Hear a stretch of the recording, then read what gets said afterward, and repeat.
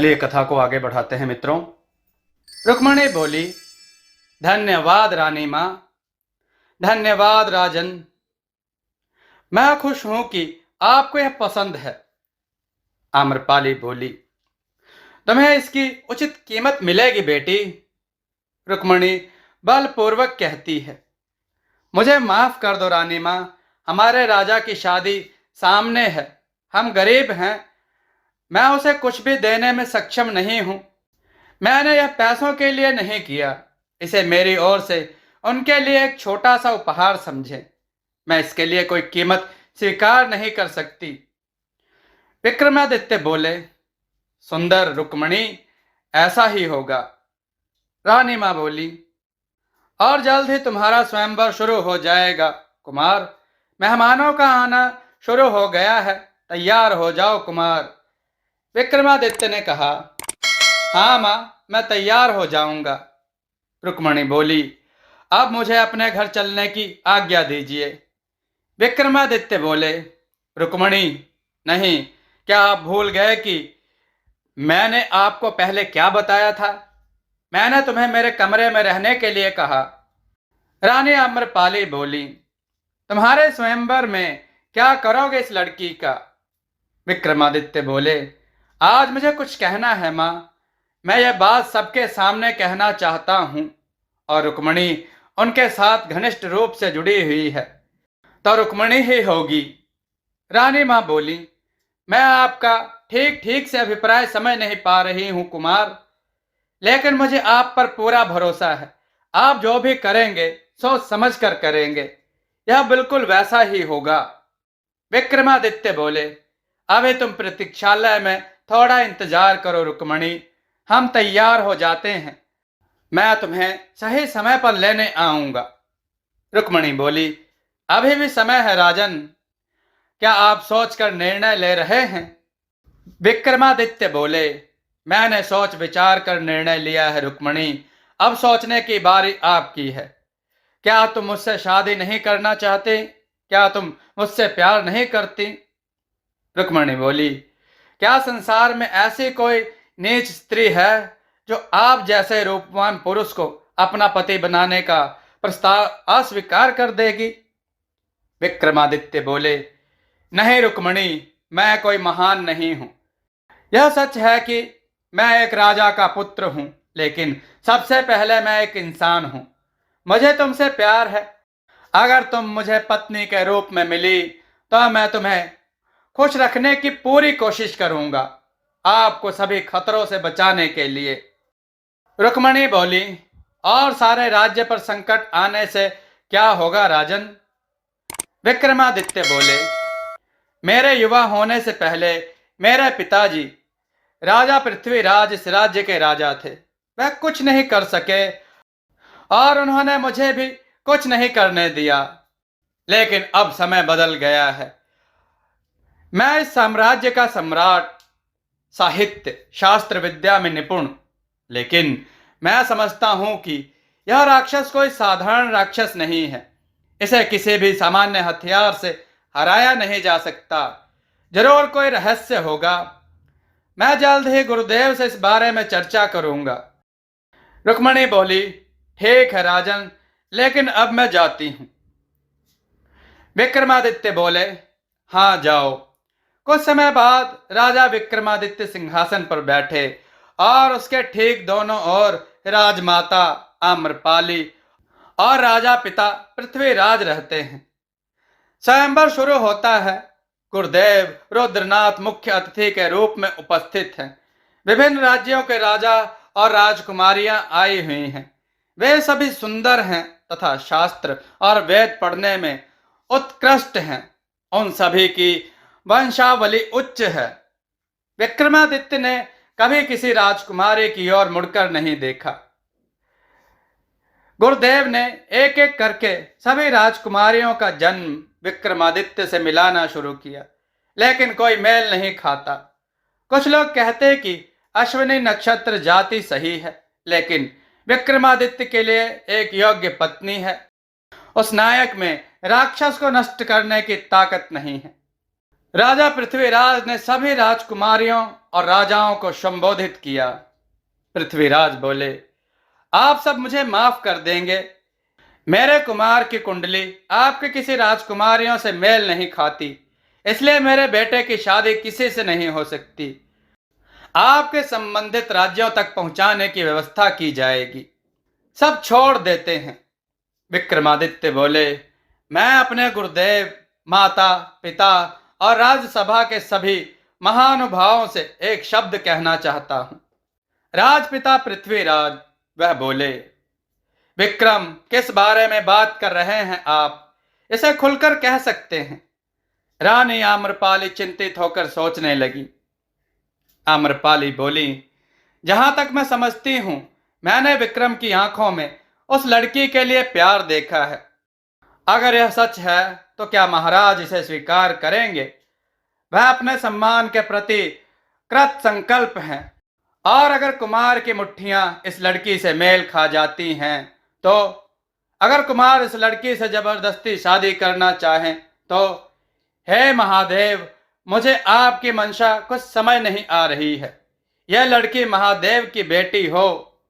विक्रमादित्य बोले, यदि आज मुझे किसी राजकुमारी से विवाह करना होता तो मैं उनमें से किसी से भी विवाह नहीं करता। मैं इन कुंडलियों, जन्म पत्रियों आदि पर विश्वास नहीं करता।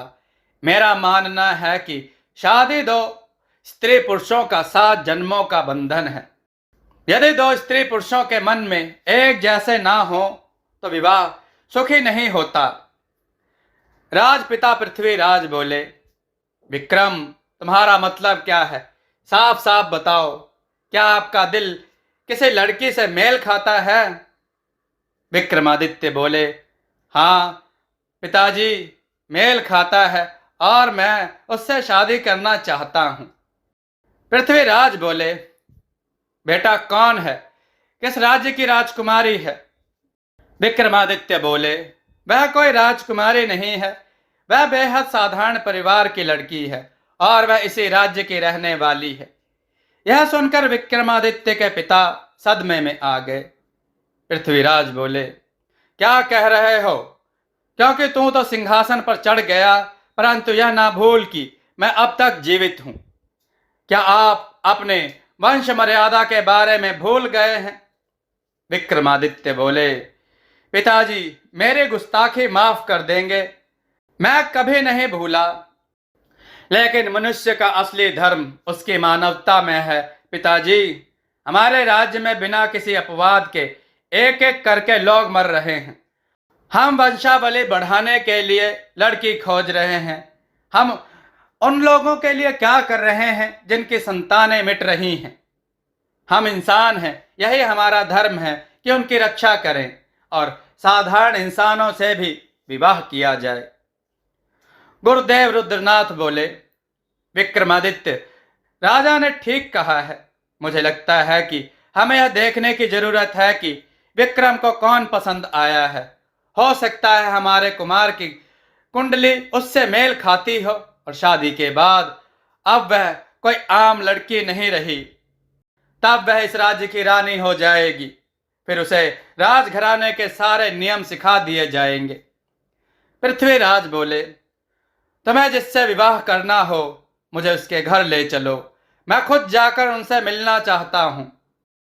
विक्रमादित्य बोले, आपको कहीं जाने की जरूरत नहीं है पिताजी, वह यहां है। वह रुक्मणी की ओर इशारा करते हुए बोले, आओ रुक्मणी, आगे आओ।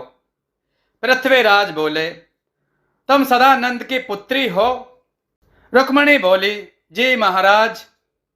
पृथ्वीराज बोले, तुम्हारी हिम्मत कैसे हुई? क्या आप बौने के रूप में चंद्रमा को छूना चाहते हो? रुक्मणी की आंखों से आंसू गिरने लगे। विक्रमादित्य क्रोधित हो गए। विक्रमादित्य बोले, पिताजी, आप रुक्मणी का इस तरह अपमान नहीं कर सकते। वह अपनी मर्जी से यहां नहीं आई, उसे बुलाकर लाया गया है और मैं सबसे पहले उनके सामने शादी का प्रस्ताव रखने वाला था और प्रस्ताव रखा भी। रुक्मणी बोली, महाराज, मुझे क्षमा कर दीजिए। मैं जानता हूं कि ना तो मैं और ना ही मेरा परिवार किसी भी तरह कुमार या आपके राजघराने के लायक है, लेकिन भले ही हम गरीब हैं, हम इंसान हैं। मेरे पिता ने ईमानदारी से कमाई करके मेरा पालन पोषण किया है। मुझे बताएं कि क्या कहना है, लेकिन कृपया मेरे माता पिता को छोटा ना करें महाराज। मेरी माँ चली गई और मेरे पापा को इस बारे में कुछ नहीं पता। और हाँ, मैं फिर कभी कुमार के सामने नहीं आऊंगी और मैं इस महल में कभी नहीं आऊंगी। इतना कहकर रुक्मणी रोती ही वहां से भाग गई। विक्रमादित्य पुकारते रहे, रुक्मणी, रुक्मणी सुनो, मत जाओ रुक्मणी, मैं तुमसे प्यार करता हूं। रुक्मणी ने सभी आवाजों को नजरअंदाज कर दिया और जाने लगी। जब विक्रमादित्य रुक्मणी के पीछे गए तो राजा पृथ्वीराज ने कहा, खबरदार विक्रम, यदि तुम अपने पिता की आज्ञा का उल्लंघन कर एक पग और महल छोड़कर चले जाओगे तो मेरा मरा हुआ मुख देखोगे। क्या आप पिता की मृत्यु का कारण बन सकते हैं? क्या आप अपने पिता की हत्या की जिम्मेदारी ले सकते हैं? विक्रमादित्य बोले, आपने पिताजी ये क्या कहा? कृपया ऐसी बात ना बोलें। पृथ्वीराज बोले, विक्रम, मुझे जो कहना था कह चुका हूं, अब यह आपका निर्णय है। विक्रमादित्य आगे नहीं जा सके, वह बंधे से खड़े रहे। विक्रमादित्य बोले, यह तो आपने तय नहीं किया पिताजी। एक मासूम फूल सी लड़की इस तरह रोई, ऐसा हुआ उसका अपमान, और इस राजमहल में।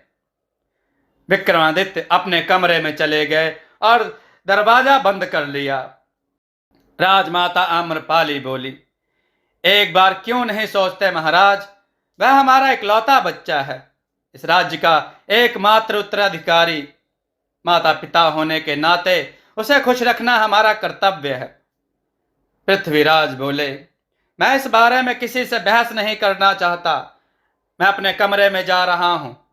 रानी आम्रपाली बोली, क्या होगा गुरुदेव, यदि पिता पुत्र में इस प्रकार मतभेद होने लगे तो यह राज्य कैसे चलेगा? गुरुदेव रुद्रनाथ बोले, चिंता मत करो रानी माँ, मुझे भोले बाबा पर पूरा भरोसा है, वह सब कुछ ठीक कर देंगे। रानी माँ आम्रपाली बोली, ऐसा ही हो गुरुदेव, लेकिन लड़की बहुत कोमल, विनम्र, बहादुर और परिपक्व है। गुरुदेव रुद्रनाथ बोले, हाँ, यह तो मैं भी समझ गया। उन्होंने अपनी इज्जत बचाने के लिए महाराज का इस प्रकार विरोध किया। मैं समझ गया कि वह स्त्री नहीं है, ये लड़की काफी बहादुर है। रानी माँ चिंता मत करो, धैर्य रखो, चलो देखते हैं क्या होता है। अगर यह लड़की हमारे राजकुमार के माथे पर है तो उनके मिलन को कोई नहीं रोक सकता। भोले बाबा उनके प्रेम की परीक्षा ले रहे हैं। विक्रमादित्य ने अपने कक्ष में प्रवेश किया और फूलों से किया हुआ वो स्वागत देखने लगे, जो थोड़ी देर पहले रुक्मिणी उनके कमरे में कर कर गई थी, जिसे उसने अपने हाथों से सजाया था। ध्यान से देखने लगे वहां बैठकर। विक्रमादित्य की आंखों के कोने से पानी गिरने लगा। विक्रमादित्य बोले, पिताजी, स्वयं राजा होकर यह अपराध कैसे कर सकते हैं? प्यार कभी अमीर और गरीब नहीं देखता। मुझे लगता है कि मेरे पिता बिल्कुल अलग इंसान थे, उन्होंने यह फैसला कैसे कर लिया? रुक्मणी, रुक्मणी, कृपया मुझे क्षमा करें, मैं आपके अपमान की भरपाई नहीं कर सका। क्या करना है मुझे बताओ, वह मेरे जन्मदाता हैं। मैं माता पिता के कर्ज के बोझ से दबा हुआ हूं, लेकिन यह अच्छा है कि मैं तुम्हें अपने जीवन में प्यार करता हूं। रुक्मणी, तुम मेरे जीवन की पहली महिला हो। इतना प्यार मैंने कभी किसी को नहीं दिया। मैं आपसे वादा करता हूं कि मैं कभी भी आपकी जगह किसी और को नहीं रखूंगा। मैं युगों युगों तक एक ही स्त्री का मोहताज रहूंगा, और वह तुम हो रुक्मणी। राजमाता आम्रपाली ने बाहर से कहा, कुमार, दरवाजा खोलो कुमार। विक्रमादित्य बोले, दरवाजा खुला है माँ, आप आ सकते हैं। रानी आम्रपाली ने दरवाजे पर थोड़ा दबाव दिया और दरवाजा खुल गया। वह अंदर दाखिल हुई। विक्रमादित्य खुद को सामान्य बनाने लगे। विक्रमादित्य बोले, माँ ने क्या सोचा था कि मैं क्रोधित हूं, दुख में आत्महत्या का मार्ग चुनूंगा। नहीं मां, मैं ऐसा आपराधिक कृत्य नहीं करूंगा। रानी आम्रपाली ने विक्रमादित्य के हाथ पर अपना हाथ रख दिया। रानी आम्रपाली बोली, उत्तम कुमार, हम सब जानते हैं कुमार, आपके जैसा जिम्मेदार और कौन है। लेकिन तुम क्या जानते हो कुमार, मैंने तुम्हें गर्भ में तो नहीं रखा, पर बचपन से ही तुम्हें पाला है। मुझे मातृत्व का पहला स्वाद आपके साथ मिला। तुम मेरे बच्चे हो और माताएं अपने बच्चों को लेकर हमेशा चिंतित और डरी रहती हैं। माँ और बाप बेटे से कुछ भी छुपा नहीं सकते। विक्रमादित्य अब स्वयं पर नियंत्रण नहीं रख सके। माँ ने उसका सिर गोद में रख लिया और रोने लगी। विक्रमादित्य बोले, यदि हाँ तो पिताजी ने मेरे हृदय के भाव क्यों नहीं समझे माँ? मेरी परेशानी, मेरा प्यार, क्या उनके लिए इसका कोई मूल्य नहीं है? आज रुक्मणी के आंसुओं की एक एक बूंद मेरे सीने में घूम रही है। रानी आम्रपाली अपने पुत्र के सर पर हाथ फेरती रही। विक्रमादित्य उठ बैठे और अपनी छाती पर हाथ रखकर बोले, मुझे मत रुलाओ, मुझे हमेशा मजबूत दिमाग वाला रहना होगा।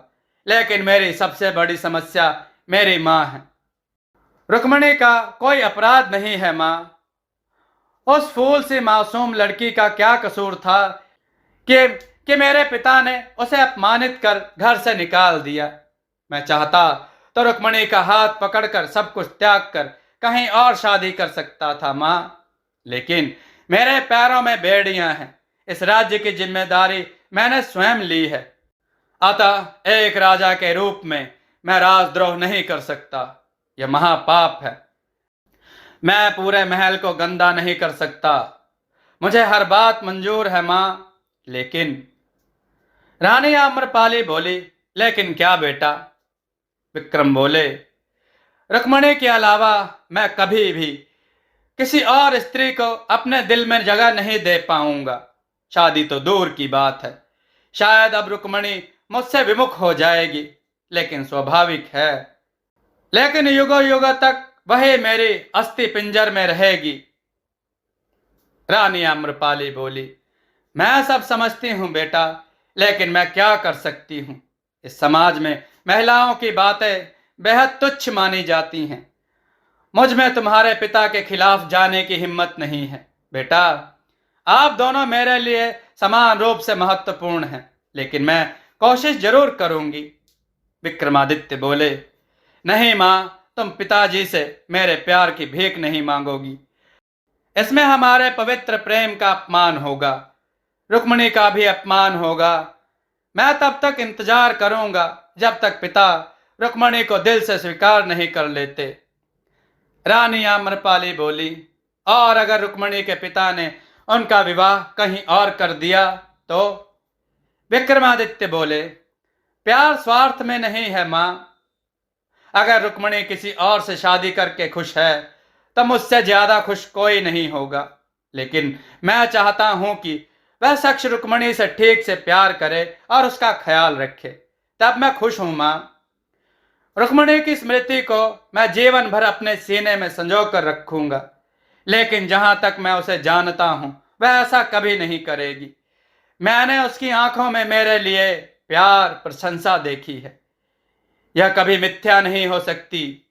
मेरा दृढ़ विश्वास है कि रुक्मणी मेरी जगह कभी किसी और को नहीं देगी।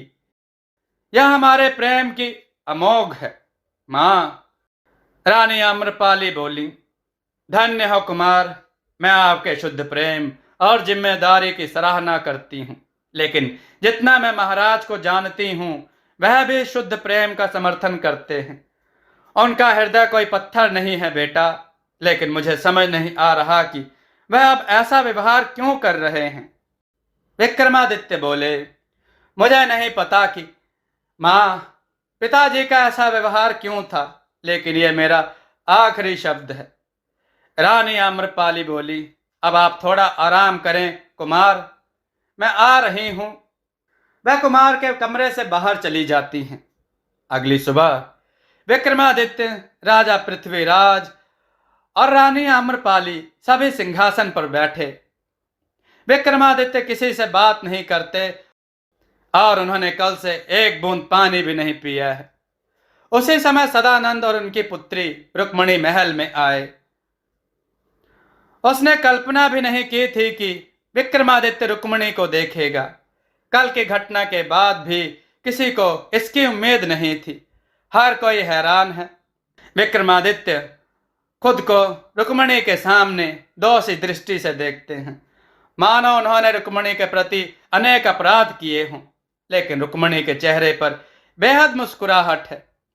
विक्रमादित्य सोच नहीं पा रहे थे कि कल की घटना के बाद भी रुक्मणी के चेहरे पर मुस्कान कहां से आ रही है। लेकिन रुक्मणी को कष्ट नहीं हुआ। क्या रुक्मणी को विक्रम कभी पसंद नहीं थे? वह आज क्यों आए? वह इन्हीं बातों के बारे में सोचता रहा। सदानंद बोले, महाराज, आज आपने मुझे अपनी पुत्री के साथ महल में आने को कहा, मैं आ गया। राजा पृथ्वीराज ने कहा, हाँ सदानंद, तुम्हें मालूम है कि मैंने तुम्हें क्यों बुलाया। विक्रमादित्य अपने पिता की पूरी बात सुने बिना ही उत्तेजित होकर बोले, पिताजी, इस बात का क्या मतलब है? कल उनकी बेटी का इतना अपमान करने के बाद आपने उन्हें दोबारा क्यों बुलाया और अपमानित करना है? राजा पृथ्वीराज बोले, अपने पिता पर थोड़ा भरोसा रखो कुमार। आप इस राज्य के वर्तमान राजा हैं। अपना धैर्य खोना पर्याप्त नहीं है। विक्रमादित्य अपने स्थान पर बैठ गए। राजा पृथ्वीराज बोले, सदानंद, जो मैं कल रात तुम्हारे घर कहने गया था, आज वही बात दोहराने के लिए तुम्हें बुलाया है। सभी आश्चर्यचकित रह गए। राजा पृथ्वीराज स्वयं रुक्मणी के घर गए। राजा पृथ्वीराज बोले, मैं आपकी इकलौती पुत्री का विवाह अपने इकलौते पुत्र विक्रमादित्य उनके साथ करना चाहता हूं। आपको इस पर कोई आपत्ति नहीं है ना सदानंद? हर कोई अपनी सुनी हुई बात पर विश्वास नहीं कर पा रहा है। विक्रमादित्य बोले, क्या कहते हैं पिताजी? रानी आम्रपाली बोली, आप क्या कह रहे हैं? पृथ्वीराज ने कहा, मैं बिल्कुल सही कह रहा हूं, लेकिन मैं तुम्हारे व्यवहार से बहुत परेशान हूं। तुमने मुझे इतना गलत कैसे समझ लिया? इस राज्य में सभी लोग मुझे प्रजावत्सल के नाम से जानते हैं। मैं कभी भी अपने धन, शक्ति, सम्मान, प्रतिष्ठा का घमंड नहीं करता। मैं तो बस कुमार के प्यार की परीक्षा ले रहा था। विक्रमादित्य की आंखों से आंसू छलक पड़े। उन्होंने जबरदस्ती अपने पिता के सामने हाथ फैलाए और उनके पैर पर गिर पड़ा और रोता रहा। विक्रमादित्य बोले, मैंने कौन सा पाप किया पिताजी? मैं आपकी बात समझ नहीं पाया पिताश्री। मैंने आपके साथ बहुत कटु व्यवहार किया है। इस पाप को कहां रखूं महादेव? मुझे माफ कर दो पिताजी। पृथ्वीराज ने विक्रमादित्य को उठाकर अपने सीने से लगा लिया। राजा पृथ्वीराज बोले, मत रो बेटा, मत रो। तुम मेरे बेटे हो। मैं तुम्हारी आंखों में आंसू नहीं देख सकता बेटा। तुमने मेरे प्रति कोई अभद्र व्यवहार नहीं किया है, बल्कि आपने जो कुछ भी किया वह अपने प्यार की इज्जत बचाने के लिए किया है। मैं तुम्हारे प्रेम और कर्तव्य की परीक्षा ले रहा था। मैं देखना चाहता था कि क्या आप सचमुच अपने प्रेम का हाथ थाम लेते हैं और अपने वंश, राज कर्तव्यों को भूलकर सब कुछ छोड़ देते हैं, या राज कर्तव्यों के प्रति अपने प्रेम को त्याग देते हैं। कुमार, जिस प्रकार तुमने अपने प्रेम को त्याग कर दूसरी शादी के लिए हामी नहीं भरी, उसी प्रकार तुम अपनी जिम्मेदारी से भी पीछे नहीं हटे हो। आप सचमुच एक सच्चे इंसान हैं। आपने परीक्षा उत्तीर्ण कर ली है। रानी आम्रपाली ने अपने आंसू पोंछते हुए कहा, देखो कुमार, मैंने तुमसे नहीं कहा तुम्हारे पिता इतने सख्त नहीं हैं। क्या आप मेरी बात समझे? अब अगर आप समझे तो उनके फैसले के पीछे असली मंशा क्या थी? विक्रमादित्य बोले, हाँ माँ, आप बिल्कुल सही थी। राजा पृथ्वीराज कुमार का हाथ पकड़कर रुक्मणी के पास गए।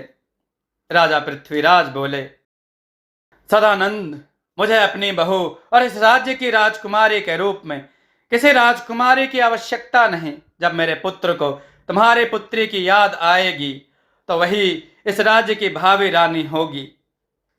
सदानंद खुशी से रो पड़े।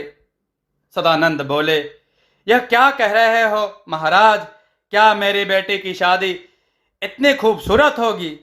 मुझे कोई आपत्ति नहीं। सदानंद ने रुक्मणी के गालों को अपनी हथेलियों में रखकर कहा, माँ, मैंने अवश्य पुण्य किया होगा। अगर आज तुम्हारी माँ यहाँ होती तो मुझे बहुत खुशी होती। पिता पुत्री एक दूसरे को पकड़कर रोने लगे। राजा पृथ्वीराज ने रुक्मणी का हाथ विक्रमादित्य के हाथ पर दे दिया। राजा पृथ्वीराज बोले, तुम्हें बहुत खुशी होगी। मैं तुम्हें जीवन का आशीर्वाद देता हूं। विक्रमादित्य और रुक्मणी सभी को प्रणाम करते हैं। राजा पृथ्वीराज बोले, आगामी शुभ तिथि को देखकर हम आपका विवाह कर देंगे। सदानंद बोले, परंतु महाराज, उस मेरी छोटी सी कुटिया में विवाह कैसे हो सकता है युवराज का? विक्रमादित्य बोले, आप चिंता मत करो, मैं आपकी पुत्री का विवाह आपकी उसी कुटिया में ही करूंगा। राजा पृथ्वीराज बोले, सारी साज सज्जा व्यवस्था हम कर देंगे सदानंद, तुम चिंता मत करो। राजा पृथ्वीराज बोले, गुरुदेव, मैं चाहता हूं कि आप शीघ्र ही विवाह का शुभ दिन देखें। गुरुदेव रुद्रनाथ बोले, अवश्य महाराज, ऐसा ही होगा। जब युवराज और रुक्मणी के हृदय एक दूसरे से मिलते हैं तो उनका मिलना अवश्यंभावी है। महादेव की भी यही इच्छा है, लेकिन फिर भी मैं रुक्मणी की कुंडली देखना चाहता हूं। यदि आप चाहें तो महामहिम। राजा पृथ्वीराज बोले, मैंने अब तक आपके नियमों का पालन किया है गुरुदेव। जो भी आप अच्छा समझोगे वही होगा। सदानंद, क्या तुम मुझे अपनी बेटी की कुंडली दिखा सकते हो? सदानंद बोले, अवश्य महाराज, मैं रुक्मणी की कुंडली अपने साथ लाया हूं, यह है। सदानंद ने रुक्मणी की कुंडली राजा को दी। राजा ने कुंडली गुरुदेव को दे दी। गुरुदेव रुक्मणी की कुंडली को अच्छे से देख रहे हैं। गुरुदेव रुद्रनाथ बोले, बहुत बढ़िया। युवराज और रुक्मणी बेहद एक दूसरे के प्रति खुश रहेंगे। ये दोनों बिल्कुल मेल खाते हैं। युवराज और रुक्मणी एक दूसरे के लिए ही बने हैं। राजा पृथ्वीराज बोले, क्या यह सच है गुरुदेव? गुरुदेव रुद्रनाथ ने कहा, मैं सच कह रहा हूं महाराज, लेकिन अभी शादी नहीं होगी। आज से लगभग 6 माह बाद शुभ दिन है। राजा पृथ्वीराज बोले, अच्छा, ऐसा ही होगा। आइए कुछ और महीने इंतजार करें।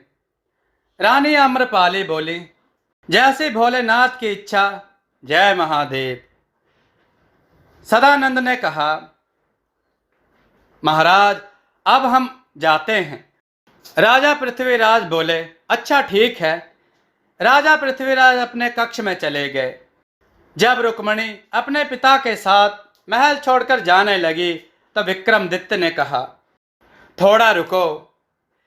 विक्रमादित्य सदानंद से कहते हैं, यदि आपको कोई आपत्ति ना हो तो मैं रुक्मणी से अकेले में बात करना चाहता हूं। इसमें ज्यादा समय नहीं लगेगा। सदानंद बोले, नहीं नहीं युवराज, कोई आपत्ति नहीं होगी। रुक्मणी अब तुम्हारी मंगेतर है। आप रुक्मणी से बात करें, मैं यहाँ इंतजार करता हूँ। विक्रमादित्य बोले, बहुत बहुत धन्यवाद। आओ रुक्मणी। विक्रमादित्य रुक्मणी को अपने कक्ष में ले जाते हैं। विक्रमादित्य ने कमरे का दरवाजा बंद कर दिया। रुक्मणी बोली, यह क्या है कुमार, आपने दरवाजा क्यों बंद कर लिया? विक्रमादित्य बोले, डरो मत रुक्मणी, मैं विवाह से पहले तुम्हारे साथ ऐसा कोई काम नहीं करूंगा जो धर्म के विरुद्ध हो। मेरे मन में तुम्हारे लिए बहुत सम्मान है। रुक्मणी बोली, नहीं नहीं कुमार, मैं जानती हूं कि आप कैसे इंसान हैं। मुझे खुद से ज्यादा आप पर भरोसा है। यकीन मानिए, मैंने यह सोचकर कुछ नहीं कहा। विक्रमादित्य बोले, ठीक है रुक्मणी, दरअसल मैं तुम्हारे साथ कुछ समय अकेले बिताना चाहता था। रुक्मणी ने शर्म से अपना चेहरा नीचे झुका लिया। विक्रमादित्य रुक्मणी के पास आए और रुक्मणी का चेहरा ऊपर उठाया। रुक्मणी ने फिर भी अपनी आंखें बंद कर ली। विक्रमादित्य बोले, आंखें खोलो रुक्मणी, मुझे देखो। रुक्मणी ने धीरे से अपनी आंखें खोली और विक्रम की ओर देखा। विक्रमादित्य ने रुक्मणी को अपनी छाती से लगा लिया। वह रुक्मणी के बालों को सहलाने लगा। विक्रमादित्य बोले, मैं तुमसे बहुत प्यार करता हूं रुक्मणी, मेरा विश्वास करो, बहुत प्यार करता हूं। इतना प्यार मैंने कभी किसी को नहीं दिया। रुक्मणी बोली, मैं भी आपको अपना दिल दे बैठी हूं कुमार, अब आपके सिवा मुझे कुछ भी अच्छा नहीं लगता। कुमार, आप मुझे कभी छोड़ेंगे तो नहीं ना? विक्रमादित्य रुक्मणी का आलिंगन छोड़कर रुक्मणी के कंधे पर हाथ रखते हैं और उसकी आंखों में देखते हुए कहते हैं, रुक्मणी, मैं तुम्हें कभी नहीं छोड़ूंगा और तुम्हें मुझे कभी नहीं छोड़ना चाहिए। अगर तुमने कभी मुझे छोड़कर किसी और को अपने दिल में जगह दी तो मैं खत्म हो जाऊंगा। रुक्मणी विक्रमादित्य के होंठों पर हाथ रखकर कहती है, कुमार, ऐसी बात कभी ना कहेंगे। अगर आपको कुछ हो गया तो मैं खुद को खत्म कर दूंगी और इस जीवन में मैं आपकी जगह किसी और को नहीं दे सकती। कुमार, मैं केवल आपकी ही हूं। विक्रम रुक्मणी के हाथ को अपने होठों से छूता है। विक्रम बोले, तुम्हें कल मेरे पिता की बात से बहुत दुख हुआ था ना? रुक्मणी बोली, हाँ कुमार, मुझे कष्ट हुआ है, बहुत कष्ट हुआ है, लेकिन मैं जानती हूं कि आपको मुझसे ज्यादा कष्ट सहना पड़ा है। विक्रमादित्य बोले, बताओ क्या करूं कि मैं तुमसे प्यार करता हूं। मेरे पिता ने मेरे सामने तुम्हारा ऐसा अपमान किया, लेकिन मैं कुछ नहीं कर सका, इसलिए दुखी हुआ। विक्रमादित्य को देखकर रुक्मणी की आंखों में आंसू आ गए। विक्रमादित्य बोले, क्या तुम रो रही हो रुक्मणी? रुक्मणी बोली, आंसू जो आनंद का प्याला है। मैं बहुत भाग्यशाली हूं, मुझे अपने जीवन में आप जैसा कोई व्यक्ति मिला। मैं कभी सोच भी नहीं सकती थी कुमार कि आप मुझसे प्यार करेंगे। विक्रमादित्य ने रुक्मणी के आंसू पोंछे।